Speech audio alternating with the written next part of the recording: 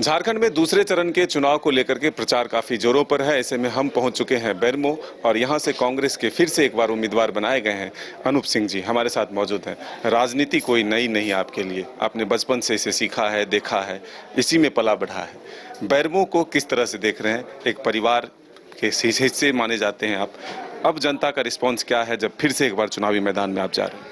देखिए, आमतौर पर जब नेता बोलते हैं और पत्रकार बोलते हैं कि राजनीति कोई नई नहीं है, इसका मतलब वो बोलते हैं कि विरासत में मिली। लेकिन मुझे राजनीति बल्कि मुझे राजनीति विरासत में नहीं, बचपन से देखकर मुझे इनका संस्कार विरासत में मिला है। और मेरे लिए बेरमो में इससे बड़ी चीज़ नहीं है। जब तक मैं इनके संस्कार को बेरमो में जीवित रख पाऊंगा, अपने अंदर रख पाऊंगा, लोगों के दिल में रख पाऊंगा, चाहे कोई भी आ जाए, यहाँ से कांग्रेस पार्टी महागठबंधन को हराना मुश्किल ही होगा। दो विचारधारा के लोग आपके सामने हैं, एक बीजेपी एनडीए के हैं, दूसरे एक नए जो राजनीतिक दल बना कर आए हैं।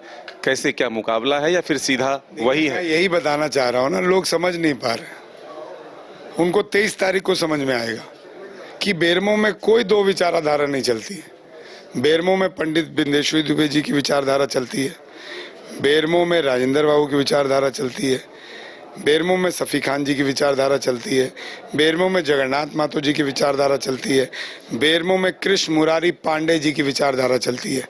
अब आप बोलिएगा कृष्ण मुरारी पांडे जी तो रविंदर पांडे जी के बाबूजी थे, लेकिन वो कांग्रेस में थे, और रविंदर पांडे जी भी कांग्रेस में थे, लेकिन दुर्भाग्य से वो अपने पिता के विचारधारा को बचा नहीं पाए, वो भारतीय जनता पार्टी में चले गए।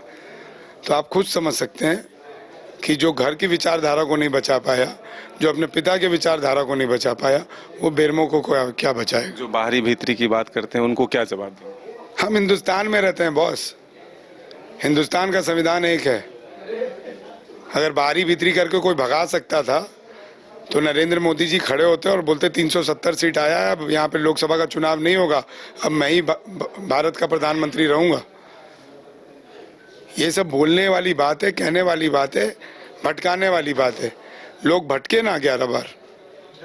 कितना सीट आया पहला चुनाव में, दूसरा चुनाव में कितना सीट आया और तीसरे चुनाव में कितना सीट आया? अब लोग वापस आ रहे हैं। और ये जो बाहरी भीतरी की लड़ाई है, ये हर बार लोग उठाते हैं, लेकिन झारखंड के तमाम लोग जानते हैं कि किसे चुनना चाहिए, किसे नहीं चुनना चाहिए, क्योंकि झारखंड एक नया राज्य है और उनको मालूम है कि कहाँ काम हो रहा है, कहाँ काम नहीं हो रहा है, इसलिए उससे कोई फर्क नहीं पड़ता। बड़े बड़े नेताओं के दौरे हो रहे हैं, लेकिन चुनावी मंच से वो मुद्दे गायब हैं जो जनता के हित के हैं। कहीं धर्म की बात हो रही है, कहीं बटोगे तो कटोगे, कहीं पर हिंदू मुस्लिम की बात हो रही है। ये क्यों? हमारे मंच से तो ऐसा नहीं बात हो रहा है। हमारे मंच के नेता तो आकर बोल रहे हैं कि जनगणना कराना चाहिए।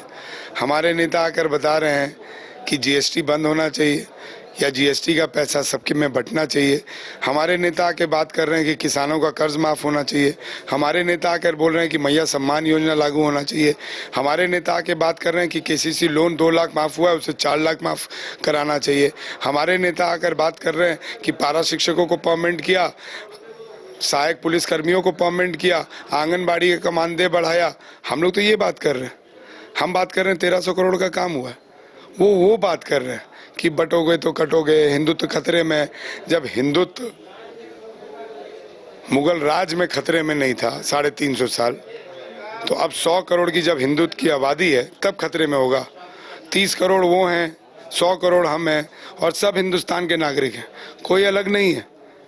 और हमारा अगर पॉपुलेशन भी बढ़ता है